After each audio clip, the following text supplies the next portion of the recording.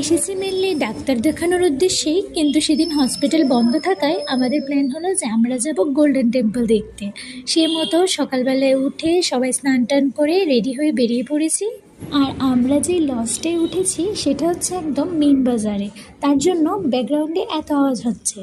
সেদিন যাওয়ার সময় একটু বৃষ্টি পেয়েছিলাম, কিন্তু অটো করে যাওয়ায় আমরা ভালোভাবেই পৌঁছতে পেরেছি। আর ভেতরে গিয়ে জানতে পারলাম যে মোবাইল আর জুতো রেখে যেতে হবে, তাই ভিতরে কিছুই রেকর্ড করতে পারিনি। কিন্তু বাইরে এসে আমি বাইরেটা দেখিয়ে দিলাম। ভিতরে প্রায় 4 ঘন্টা মতো সময় লেগেছে আমাদের। বেরিয়ে যাওয়ার সময় এখানে দেখছি সুইটকর্ন বিক্রি হচ্ছিল, এটা দেখে আমার খুব ইচ্ছে হলো, তাই আমিও 1 কাপ নিয়ে নিয়েছি।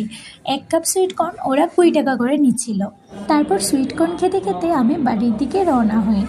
আর যেহেতু আমাদের ওখান থেকে বেরোতে দুপুর হয়ে গিয়েছিল, তাই আমরা বাইরে সেরকম কিছুই পাইনি। তার জন্য প্ল্যান হলো যে বাড়িতে এসে আমরা সবাই মিলে ম্যাগি খাবো। বাড়িতে এসে মা একদিকে ম্যাগি সিদ্ধ বসিয়ে দিয়েছে, আর আমি যা যা লাগবে সব কেটে কুটে দিয়েছি। তো সেদিন দুপুরে লাঞ্চটা আমরা সেরেছি ম্যাগি দিয়ে, আর আমিও এই মিনি ব্লগটা শেষ করছি ম্যাগি দিয়ে।